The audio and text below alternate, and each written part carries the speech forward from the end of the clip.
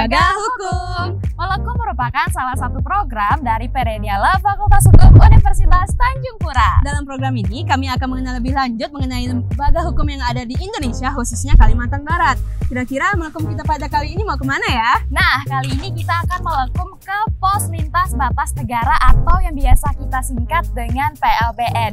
Namanya PLBN Aruk, didirikan di Desa Sebunga, Kecamatan Sajingan Besar, Kabupaten Sambas, Provinsi Kalimantan Barat. Nah, PLBN ini di bawah naungan BNPB Kementerian Dalam Negeri. PLBN itu apa sih teman-teman? PLBN merupakan pos atau tempat perlintasan keluar masuk barang atau manusia antara dua negara. Nah, sejak 2017 silam, PLBN Aruk diresmikan oleh Presiden Republik Indonesia Joko Widodo. Dibangun di lahan seluas 9,1 hektar dengan luas bangunan utama mencapai 4.118 meter persegi. Sobat Perennials, penasaran nggak sih mengenai proses, tata cara, dan regulasi hukum yang ada di PLBN ini? Simak terus video kami.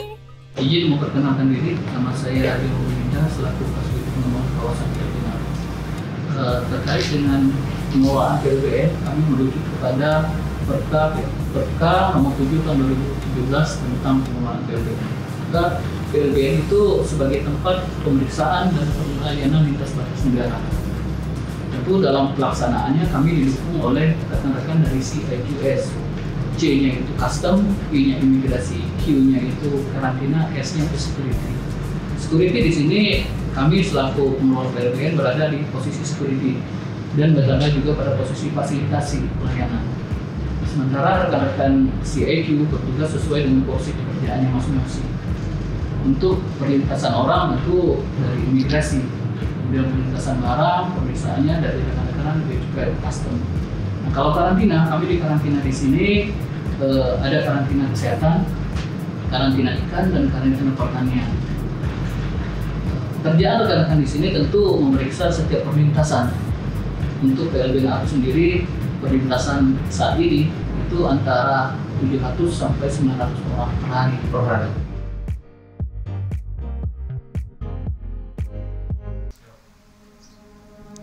Sobat Perennials, untuk melintasi PLBN ini, kita harus melalui beberapa proses tahapan dan menyiapkan dokumen perjalanan. Eits, tapi tenang, prosesnya nggak ribet dan cepet kok. Sekarang, temenin saya buat melintasi PLBN Aruk menuju Malaysia yuk.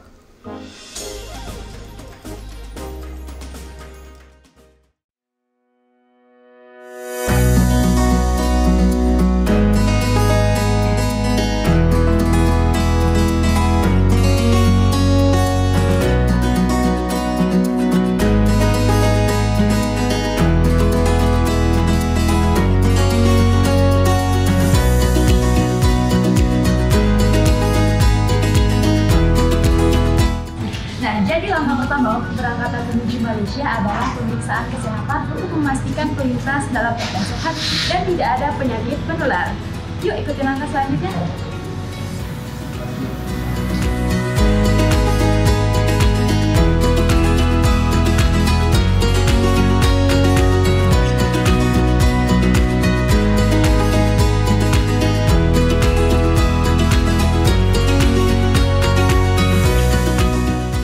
Setelah pemeriksaan kesehatan, bagi pelintas yang akan bekerja di luar negeri, selanjutnya adalah menuju BP2MI atau Badan Perlindungan Pekerja Migran Indonesia dengan menunjukkan atau memiliki permit atau visa kerja aktif.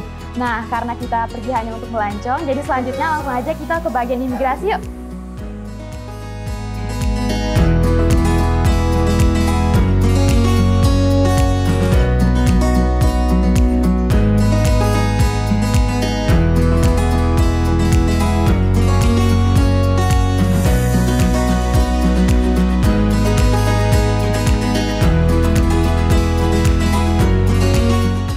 Di bagian imigrasi ini kita menunjukkan paspor dan terdapat beberapa pertanyaan. Selanjutnya kita bisa langsung berangkat untuk melancong. Yeay!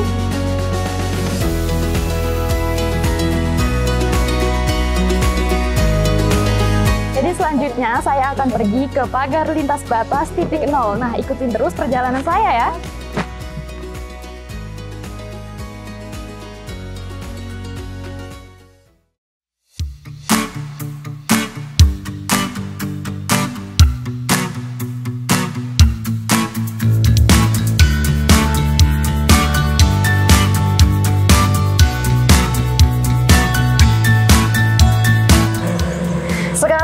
sudah berada di pagar lintas batas titik 0 ditemani oleh Bang Nanuski. Halo Bang, selamat siang. Siang. Nah, jadi saya mau nanya nih Bang, untuk di titik 0 ininya ada apa aja sih?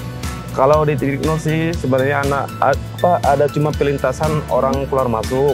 Contohnya mobil Malaysia masuk ke kita, mobil kita masuk ke Malaysia. Dan juga biasanya di sini ini tempat orang bongkar muat barang. Dan juga ada aktivitas ekspor. Biasanya aktivitas ekspor dulu kan bongkarnya di sini, tapi karena kawasannya terlalu kecil, dialihkan di dalam dikit. Nah, sebelah sana tadi ya, di Kapas 2 namanya. Jadi untuk di titik 0 tadi ada aktivitas-aktivitas yang Abang sebutkan tadi ya? Ya, betul. Selanjutnya saya ucapkan terima kasih ya Bang, udah memberikan informasi yang sangat bermanfaat bagi kami. Ini dia perjalanan kami menuju titik 0, perbatasan antara Indonesia dan Malaysia.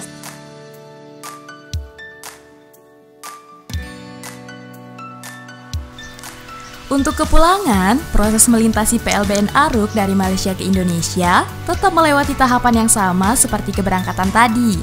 Nah, yang membedakan adalah adanya pemeriksaan barang bawaan.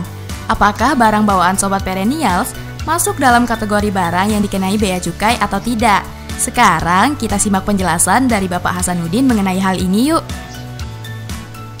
Jadi sebenarnya kalau kita ekspor ataupun kita di keberangkatan itu petugas bea cukai itu bersifatnya mobile. Hari ini di PLBN Aruk itu kan ada X-ray di keberangkatan ya. X-ray di keberangkatan itu sendiri saat ini masih dalam keadaan under maintenance, lagi perbaikan. Makanya kita melakukan pengawasannya itu selektif. Nah, terus kedua, petugas bea cukai itu sebenarnya ada di keberangkatan. Kita di sana ada pelayanan ekspor itu UMKM hasil pertanian dan hasil perikanan. Terus kedua juga ada pelayanan vehicle declaration ekspor sementara. Di situ ada, dan ada petugas bea cukai yang di bagian pengawasan yang juga sifatnya mobile. Mobile dalam artian ini dia mengawasin keliling, tidak tetap di satu tempat. Nah, emang betul di sisi kedatangan kita emang lebih fokus untuk lebih mencurahkan perhatian di kedatangan, karena di kedatangan ini sendiri kan adalah impor ya. Kita mendorong ekspor, tapi kita juga memperketat impor. Impor di sini dalam hal impor barang penumpang ataupun impor kendaraan sementara, impor sementara kendaraan bermotor. Nah, jadi untuk impor barang penumpang ini kan dari penumpang yang bisa datang ke sini, nanti kita lakukan scanning di X-ray-nya. Terus di sana juga ada kewajiban terhadap pungutan negara untuk barang-barang impor dengan ketentuan setelah yang bersangkutan mendapatkan pembebasan $500 per penumpang ataupun per orang. Nah, atas kelebihan itu ada kewajiban yang harus dibayar ke negara. Itulah fungsi bea cukai di sini. Nah, jadi ada pungutan bea masuk, ada dan pajak dalam rangka impor. Sedangkan untuk sisi pengamanan terhadap masyarakatnya sendiri, bea cukai di sini juga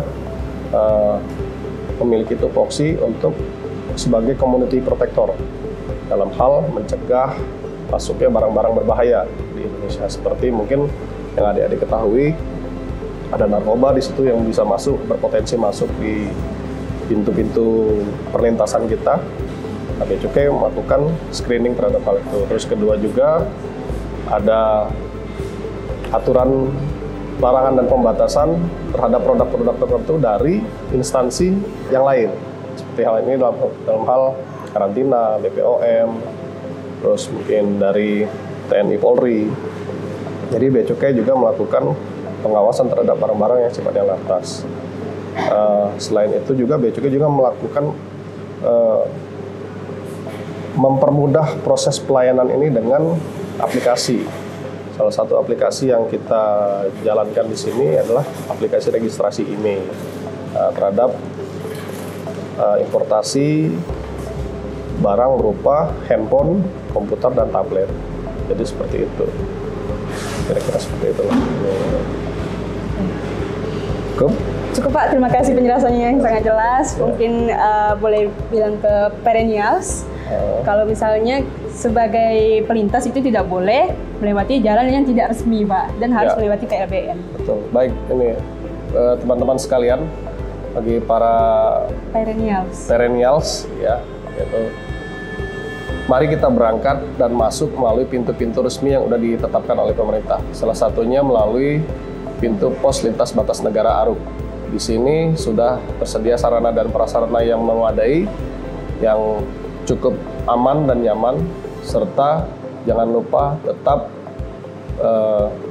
melakukan perjalanan dengan baik, dengan aman, dan mengikuti prosedur yang sudah ditetapkan oleh pemerintah. Jangan pernah melanggar dan jangan pernah takut untuk memberikan masukan dan saran kepada kami, sehingga kami dapat memberikan pelayanan untuk Bea Cukai yang lebih baik. Bea Cukai makin baik.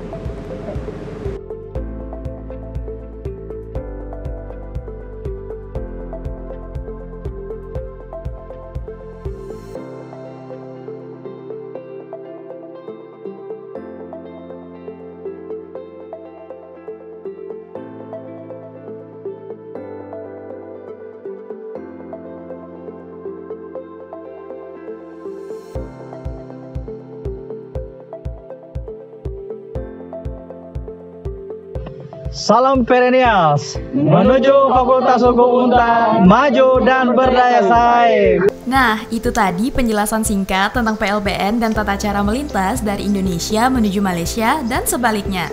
Semoga video ini bermanfaat untuk sobat perennial semuanya. Sampai jumpa di Melekum selanjutnya.